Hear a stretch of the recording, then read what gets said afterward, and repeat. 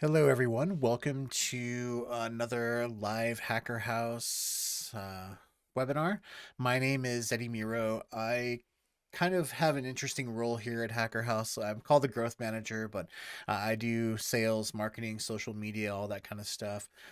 We're a full stack security solutions, security services company. We do everything from compliance to pen testing to endpoint detection, incident response, whatever you need.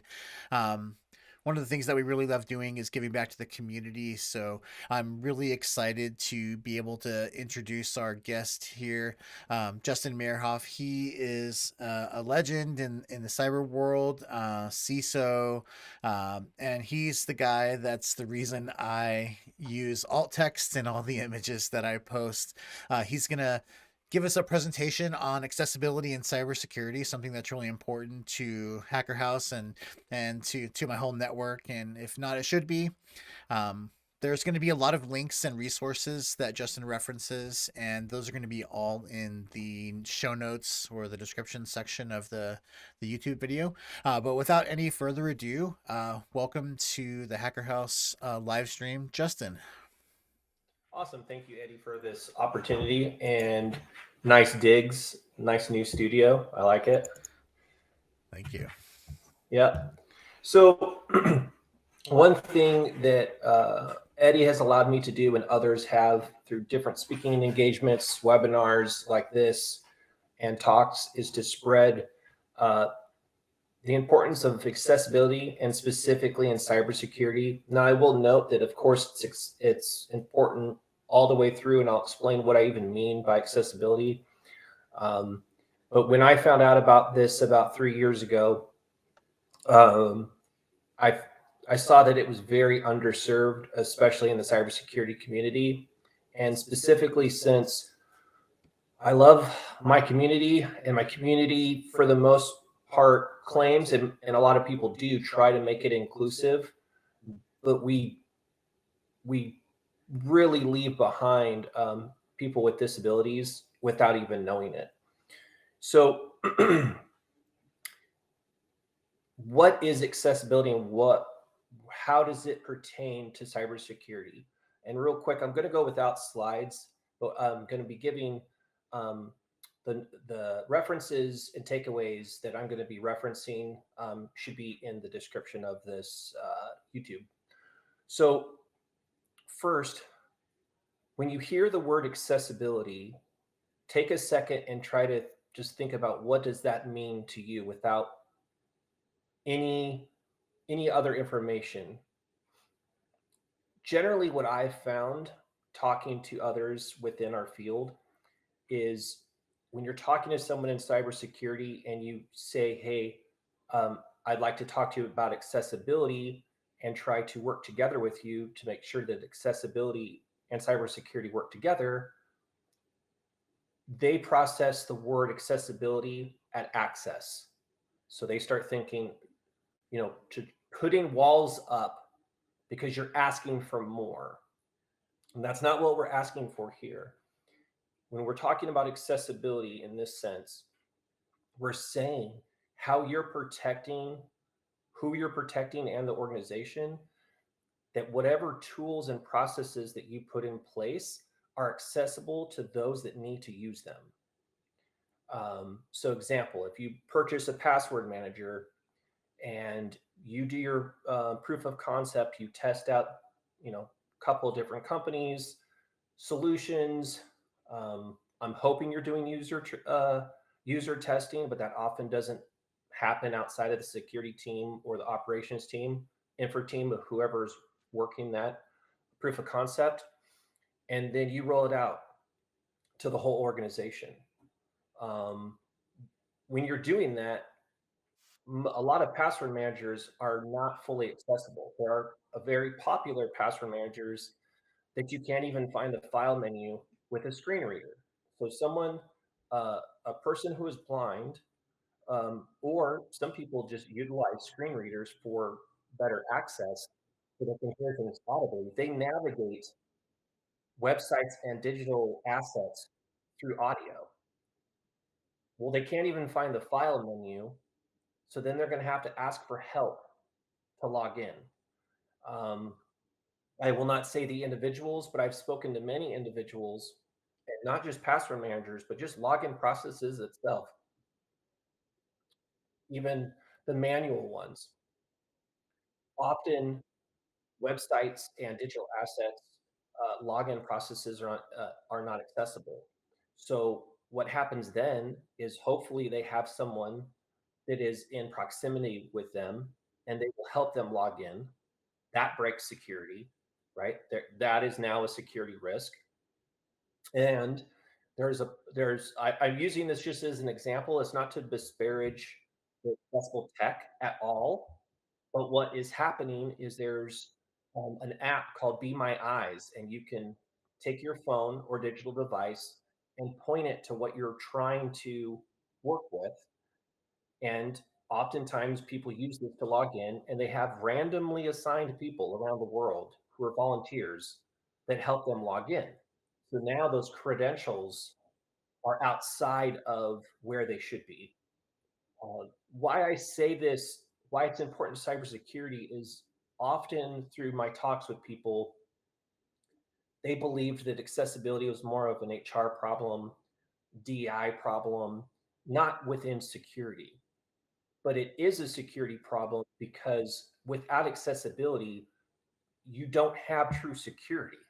You don't have all of the CIA triad. And even for those that don't believe in the CIA triad, if you can't look, I have a granddaughter. If she can't read, which she can now, but if she can't read and I lock her out of the house and I don't give her a key, how do I expect her to get into the house? She's now not secure because she's out. She's a little child outside of a house. Inside the house is secure, but outside the house might not be secure. So I need to make her way of entry accessible to her.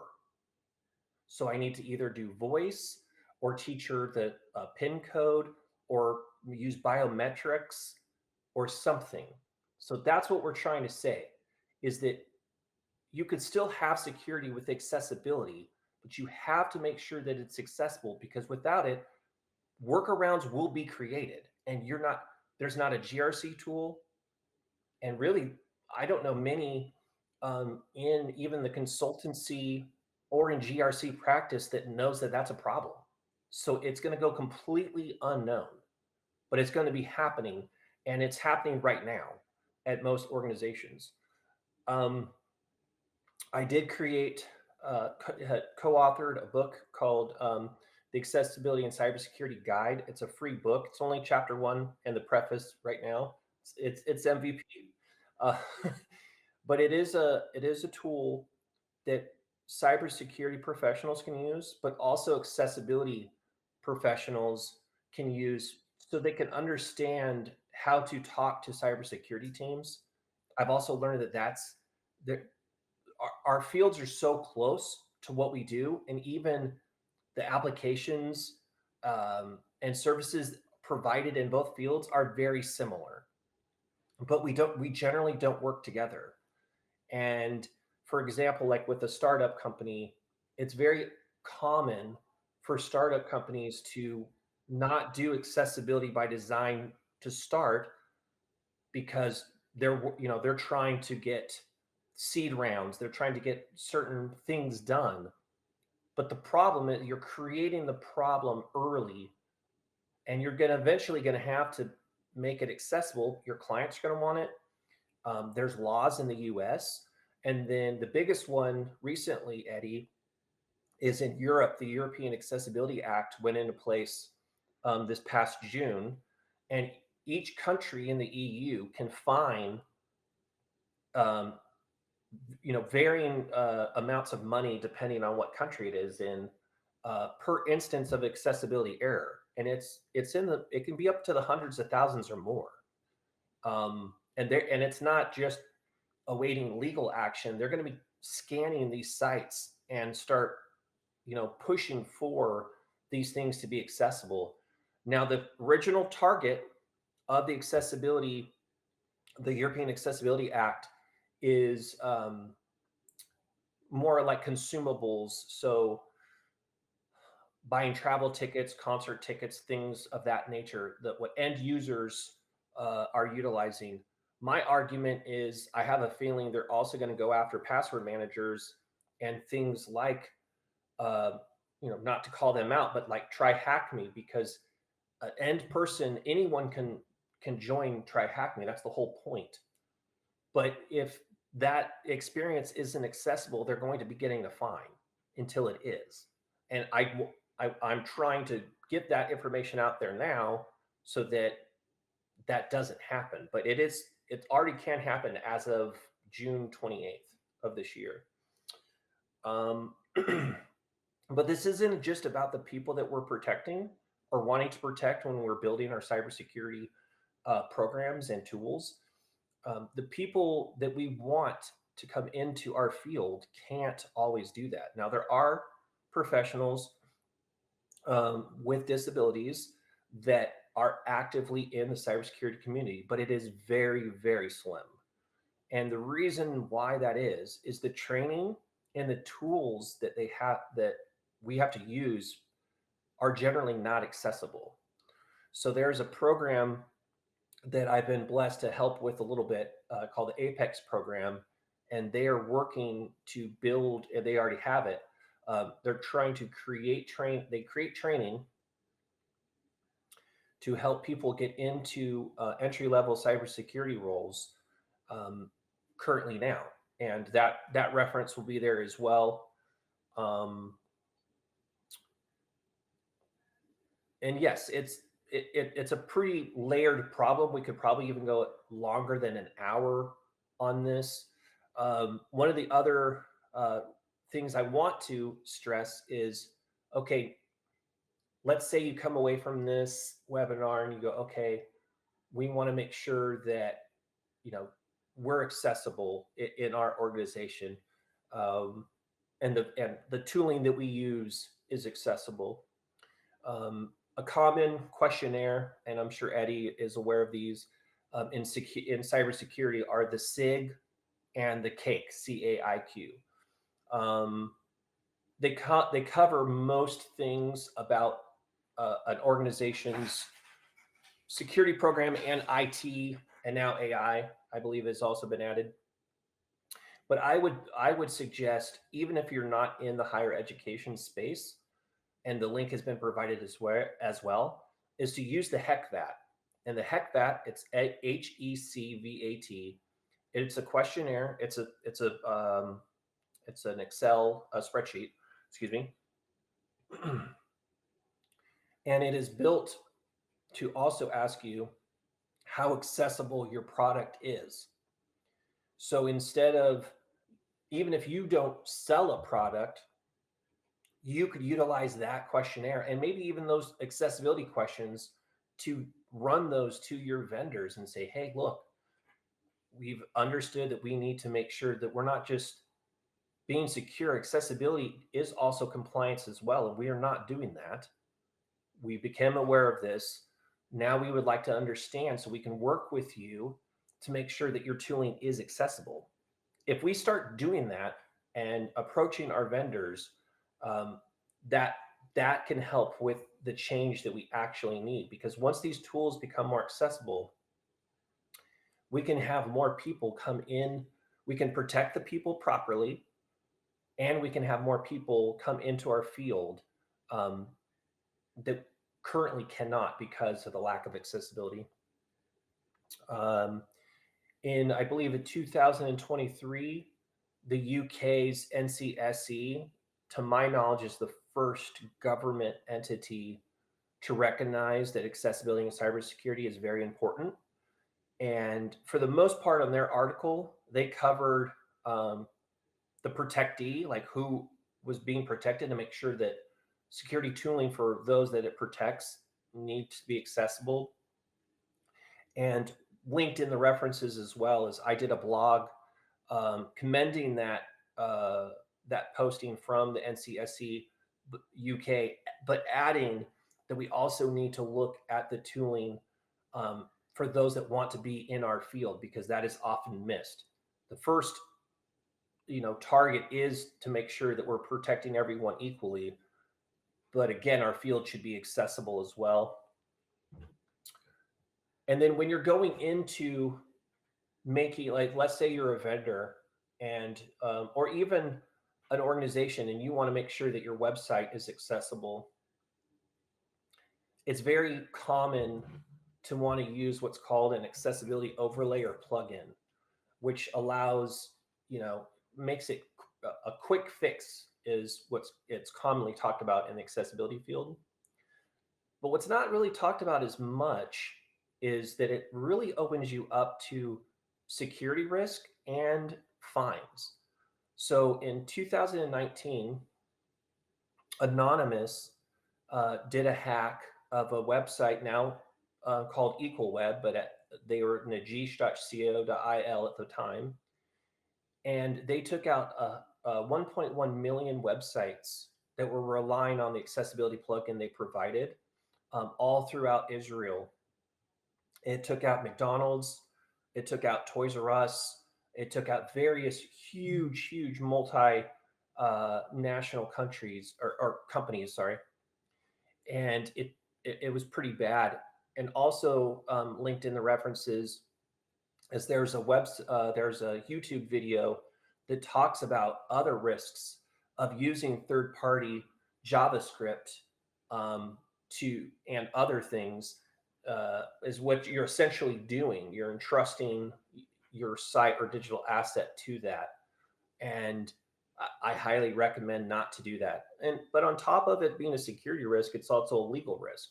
So in this year, the FTC pushed $1 million fine, I believe, excuse me, to a company called Accessiby. They're a very popular accessibility overlay provider, and they were hit with that fine. And because they lost the lawsuit, because the company uh, brought the lawsuit up because they thought by buying the plugin they would be accessible, and they were not. It doesn't make it accessible, and it also opens you up to more security risk. So going through and working with, and there are plenty of organizations, and there's plenty of information out there. You can start with going through the W3C, but just looking up how to make things accessible. You need to do it just like security. You need to do it by design. You can't just throw on a WAF and think that your website is secure. That's not how it works. That's one element. You need to layer this, and same with accessibility. It's a layered approach, and doing it as far shifting left as possible by design is where you need to do it. Um, let's see some more. Maybe the slides would have made it more fun, but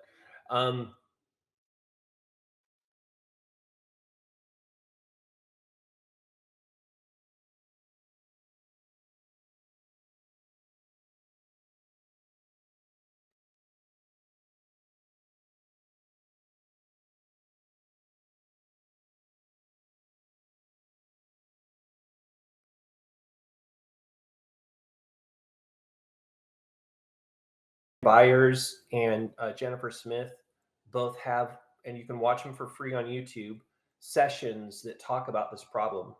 Now, Florian Byers' session, he is self-professed born blind, and he actually goes through and shares how he caught the cybersecurity bug and wanted to break into cybersecurity, and that's what he's doing now.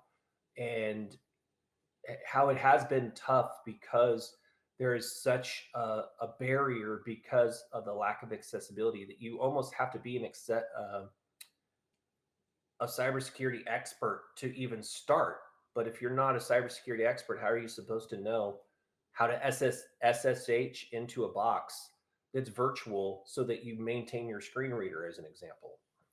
But again, I've mentioned, screen reader users pretty heavy, but this is also um, color blindness. Most GRC tools are very heavy on color coding and in security in general. But if you can't see the colors, how are you supposed to know what that alert means? Making sure that your training and your policies are accessible. And like you stated, you started using alt text for your images. Yes. So October's about to start, Mhm. and I've been saying this for years. We miss a lot of people that we intend to reach because we create these cool digital products, either videos or images and banners and posters and all this cool stuff during Cybersecurity Awareness Month. But 9 times out of 10, all the information is in the image or in the video. There's no audio description, Right. so they're not able to consume it like you believe you built it, because you're not building it for everyone, and that's not on. That's just how you probably have been trained. That's the other thing too is, you know, contrary to popular belief, yes, there are some no's that are out there that might kind of be aware of accessibility and are not doing it on purpose, potentially. But most don't know what they're don't know that they weren't doing it. I mean, even when I introduced it to you, Yeah. you're a very empathetic person. I You're a try. forever learner. You're a forever learner. I don't think you were purposely not trying to reach people. That Yeah. wasn't your intent. Yeah. So, Yeah. And go ahead. from like a marketing perspective, I want the most amount of people to be able to, consume my content. And, you've taught me this, Right. and yeah, I've built it into my workflow where like, if it's a simple image, then I'll generate the text myself. But if it's something complex, I'll just throw it into Gemini or ChatGPT, and it's like generate all text for me. It's as Yeah. simple as copying and pasting it, and then yeah, it's like it's And, barely any friction. right. Thank you. So it doesn't take that much more time. I'll give you another good prompt as well. When you're asking for the alt text or creating images, um, also ask to make sure that it fits WCAG standards, WCAG. So then, because in alt text, when I first started doing it, at least when I was doing it manually, and I was even told by some people, they're like, you provided very great alt text, but you were very wordy. Yes. So you, you you need to be short and concise Hmm. as well. And also too, if it's just a decorative image on the site, just say that. Like if it's just like a little cool little thing, then that's fine. But if you mean it for people to consume it, then it should be accessible. And then with the images, making sure that the color contrast works. I do that too when I create images like for LinkedIn articles or whatever. I test it as well, but I also ask for it to be WCAG compliant from design. I just found out about the color palette accessibility, and Ushi in the chat mentions, people forget to design for colorblind people. Yep. Um, yeah, at DEF CON, our badge this year was a non-electronic badge, and it had the I don't have it here on my desk, but Oh, I it had saw it. transparent pieces of plastic that you can use to filter out different colors. And the badge creator, when they were doing their talk at the end of closing ceremonies, talked about the accessibility palette, and they were very That's awesome. intentional in the colors that they picked, and I didn't even know that was a thing, so I think it's very interesting. And I like that it's creeping into our field. I heard that DEF CON, even the last year, had some talks that were talking about accessibility, and it is starting to get through. I mean, even when you and I started talking since then, um, I'm seeing it a lot more, and I'm surprised of the new people that I meet every day. There's another link that I put in there. I found out about this young woman named Tiffany. She started this website, this company called Visiotech, and she has partnered with Black Girls Hack to Right. make sure that Black Girls Hack's training is accessible. And exactly because we, when we generally think of inclusion, we tend to forget those that also have disabilities. But all communities have people with disabilities. There's not one that doesn't. So, we want to be inclusive, but we want to be truly inclusive. So making sure that the training is accessible is very key. Another reference that or takeaway that I gave in here that I found very useful, and I think I shared it with you before, is the Toronto Metropolitan University created this tool called the Accessibility Maze Game, and you can actually fork it from GitHub, or at least you used to be able to, and create your own or alter it. But it allows you to go through situations and puts accessibility errors in your way to be able to get through the maze. Um, so I thought that was very useful. And then with your background, and you and I have talked about this before, I'd love to see a CTF that utilizes accessibility, because you have stenography. That's where my brain went to with alt text, but you could hide a flag in an alt text of an image, and I bet you no one would really look for it. Didn't we talk about building an accessibility CTF, or did somebody do that already, or was that something we were going to do but it never happened? I think it was one of the I Because think it we was do the too good many things. I think it was a good idea fairy moment that we mentioned it, and I just don't think it went through. Okay, I'm gonna follow Yeah, up with you on that because I like that idea and I think we can make it easily happen. I'd love to help design it, because most of the and again, it's not on purpose, but most of the platforms that are creating CTFs that are what they claim to be accessible, they're thinking more from the comprehension level, which is part of accessibility. But it's more like with Try Hack Me. I mean, someone's grandmother with no cybersecurity training could probably start Try Hack Me and build up that knowledge. That's correct. But then if she's blind, she's going to run into problems from the beginning. So that's kind of my point.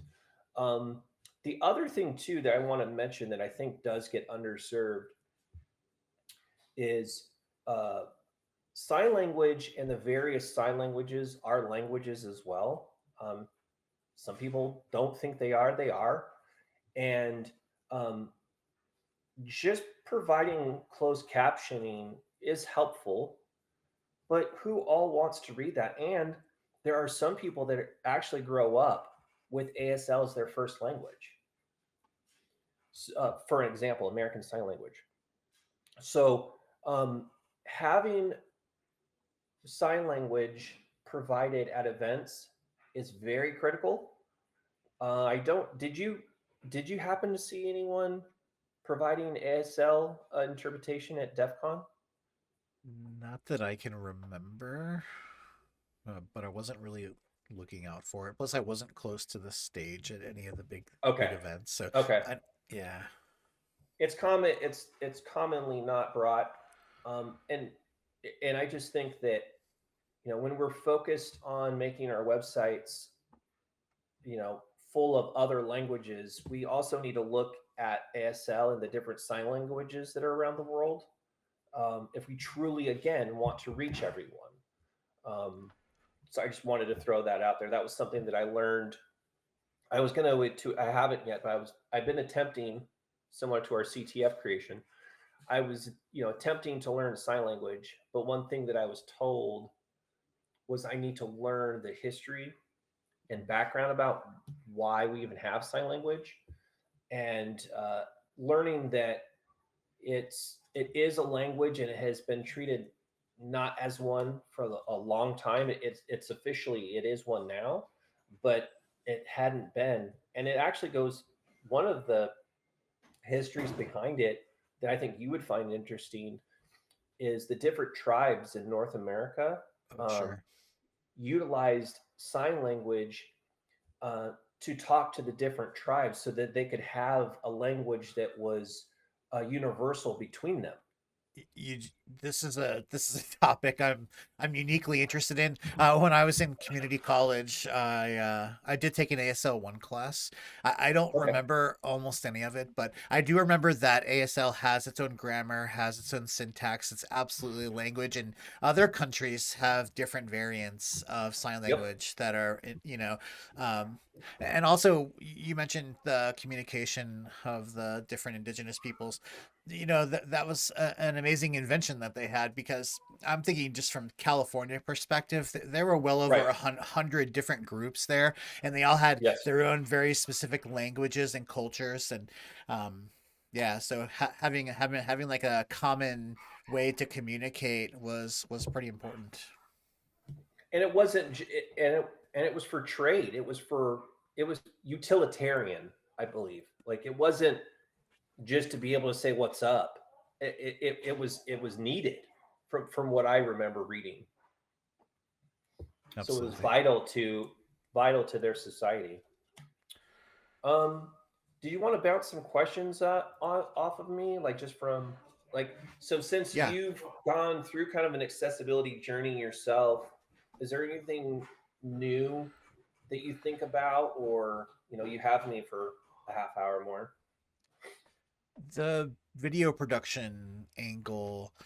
So yeah, I've thought about how to make my I don't when I make video content for my personal channel, or in the future when I make content for Hacker House.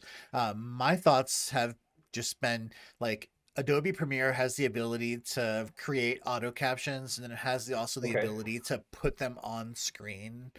So I Yep. just embed the text, and I go through and listen to it and make sure it's correct and fix all the typos. Um, so Pause what's right there. Pause. Oh no, so that's very important what you just said. So you're going to see, especially with AI, right? You're going to see a lot of auto-generated captioning, Mhm. which is helpful. But live captioning and human in the loop, right? Captioning is preferred, and that's what you're doing. I just wanted to call that you're doing the right Cool. thing, because you're not just letting it run and then you know even on and it's a good thing. But I listen to Apple Podcasts, or not Hmm. Apple, sorry, Spotify, and they have captioning now. But I can listen and I'm reading, and a lot of times the words aren't right. I mean, they're not even close on Right. some of them. So it does throw off the conversation. So, so yeah, I guess like, am I doing the right thing by Mhm. by embedding the captions in the video, or should I just make a captions file and just have them turn that on or off if they want to, or should I, like, for me it's just like, why not just put the text there, and just have it part of it? For society, in my opinion, Eddie, from and I don't get on it much, but like on TikTok and on Instagram and all those, most of those provide captioning, and not even for an accessibility reason, but just a lot of people don't have sound on Yeah. when they're consuming this, so that they can still consume it. I mean, there's been times where I've wanted to also listen to a webinar and maybe doing some work, but if I can turn off the audio and just Hmm. look over it and read while I'm typing, I can do both. Yeah. Um, I personally would vote what you're doing is correct, but obviously there's always insecurity. There's different ways of doing things, and accessibility. There's different, so there probably is a different preference to have it as a file. Hmm. What I would say is the captioning is key. If you have transcripts, that is definitely helpful, because some people don't even want to watch the video; they'll just consume it through the transcripts. And then making sure, if it happens, that you provide as much audio description as possible of what's going on, even if it's an explanation, which I didn't open with it. I should have. That I'm a middle-aged male wearing a greenish shirt. I have a green and white wall behind me with good vibes, in a little metal art piece and a little magnolia thing to my, what shoulder is it? My right shoulder.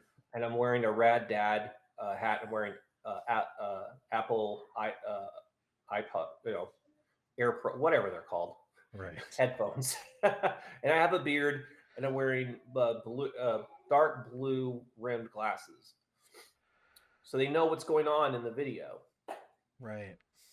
Yeah, What role do you see AI having in this evolution of accessibility? Like my instincts say, well, yeah, auto captioning right now isn't very good, but presumably it's gonna get to where it's pretty it's good. perfect. And what do you think about that?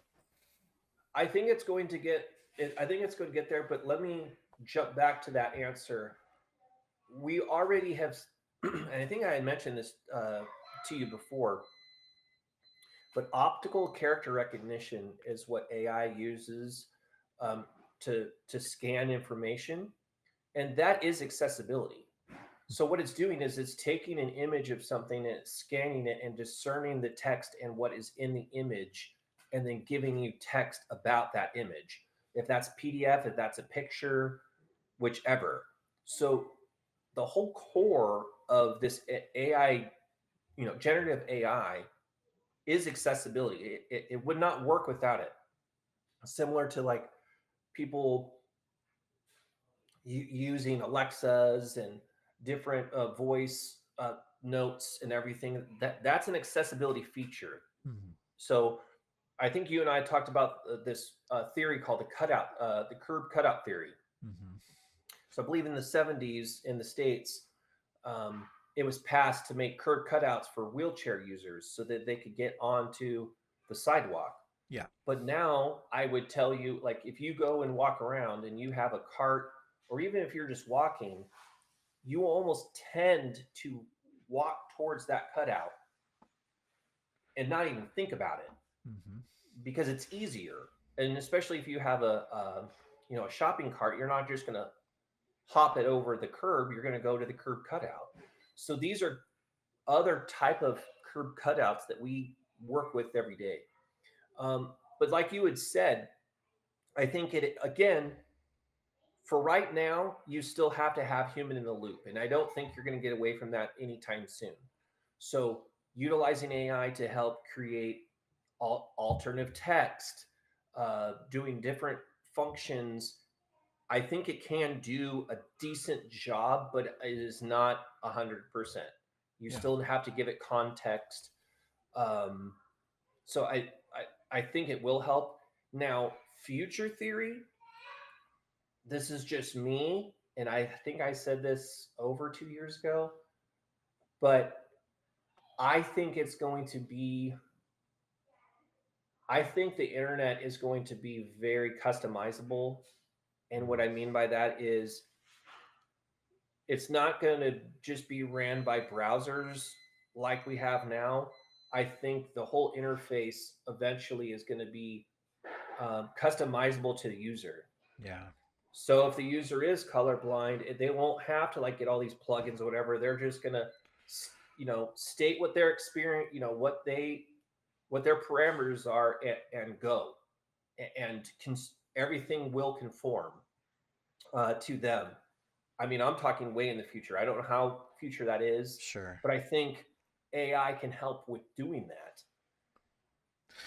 Yeah, that made me think of a couple things. I'm a former community college instructor, and I think about the future of education, and yeah, we'll have these like agentic, LLMs out there, and everyone will have a customized learning experience that Right. matches them exactly. But the to me, one of the core issues with accessibility is just accessibility from the beginning, foundational as a design principle. And um, you talked about the curb cuts, and this is something that uh, Dill Pickle and chat mentioned, that it all comes from just basic empathy, realizing that yeah, Yes. accessibility isn't just for people with obvious disabilities, but it Right. could be something like that we're all going to get older someday. We're all going to Right. experience different levels of disability, and Right. just designing by default, like the curb cut example is great because that's not just for people in wheelchairs. It creates Oh, accessibility for literally all of us. Um, everyone. so that's one of the big points I wanted to.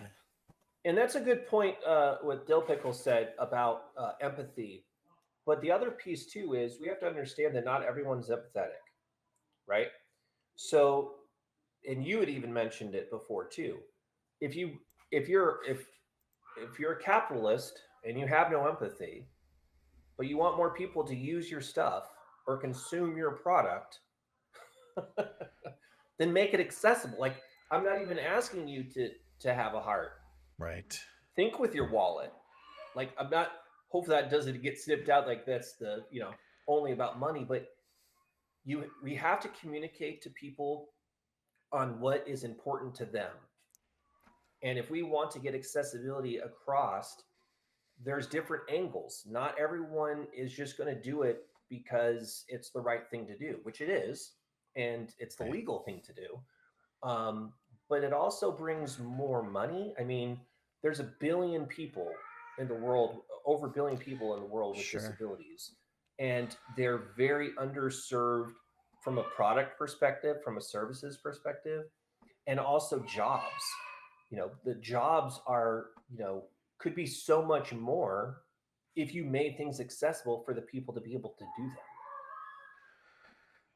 Yeah, I've heard a lot of really good arguments for altruism that are based in selfishness, right? Like, Right. like you said, look, if you need like a monetary incentive to create a more accessible product, like that exists. Like you said, there's a huge market out there that's not being served.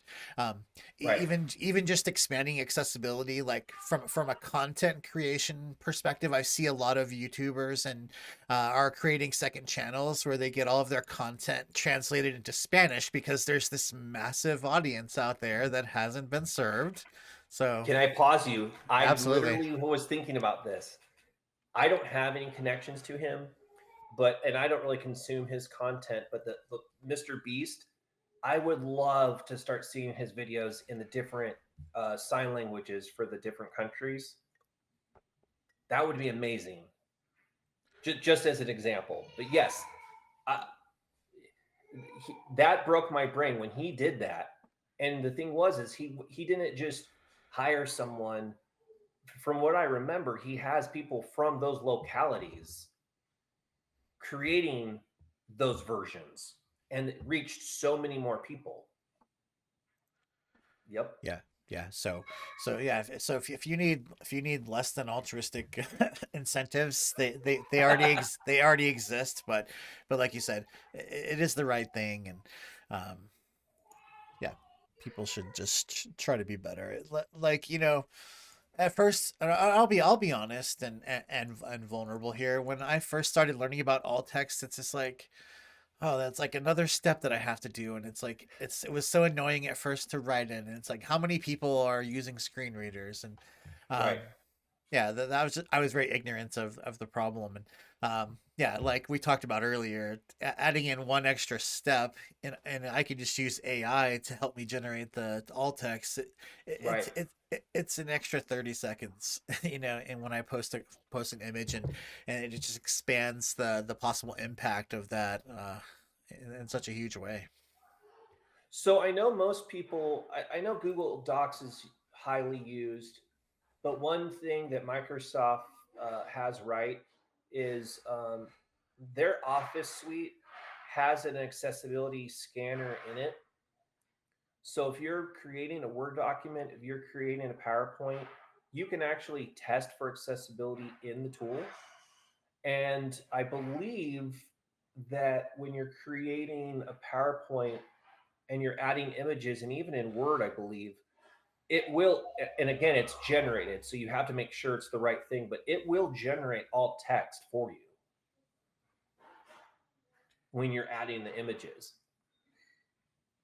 Gotcha. Uh, Box Swapper mentioned in the chat that he noticed that this was happening with Linus Tech Tips channel, having their videos translated into Mandarin, and maybe reaching out to your community if you have a channel that's that's big enough to have an audience. Yeah, pulling those folks in to help them do the translation. Not only does that help grow your community and Right. help build from within, but yeah, probably opens you up to a lot more money too. Well, another point that Mr. Beast made, I almost sound like I'm a super fan, but he makes really good points. Is he had a conversation with Mark Zuckerberg, I think, and about talking about how he tries not to talk in some of the videos because that automatically will put it in an algorithm for countries that speak that language. Mm, that's interesting. Hmm. Okay, Justin. Is there anything else that you have that you wanted to to make sure we get out there and share with the audience today? I know you're a very busy person, so I we definitely appreciate you. We're coming up on almost 50 minutes now, so I want to respect your time and give you a chance to promote anything that you're going to be doing coming up. I know your book is a work in progress, and we're going to have all the different resources that we talked about and many Okay. more that we probably didn't get to. But anything else you want to finish things up on? No, I just if you ever want to have the conversation and learn more, I mean, you're just now learning, and this was a very, you know, high level view of this. Um, but in the end, if you're not creating, if you're not utilizing user feedback loops, if you're not creating the security program for the people and organization you're protecting, you're going against security tenets already. If you're at a startup and you're trying to apply, Pentagon level security to the startup that's not passing any um, information that needs that level of security, you're already doing it wrong. So think of it from that perspective. You're a security professional, or you're wanting to be a security professional. You have to think of how you're supposed to, provide the protection for the organization and their needs for them to be secure but viable. And I argue accessibility is very key to that. Um, if you want to learn more, feel free to reach out to me. I'm on LinkedIn pretty regularly, and just open to the conversation because it's about getting awareness out there so that we can have change. But thank you again for this opportunity. It's been amazing.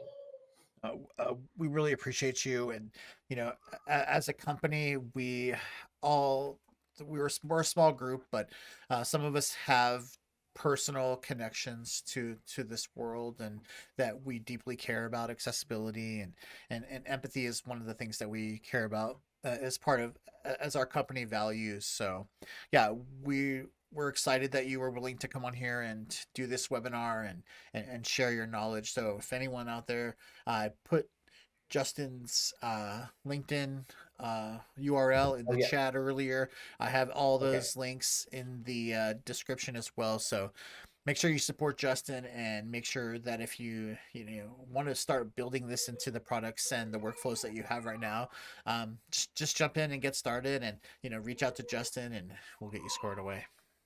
Awesome. Thank you so much. Thank you.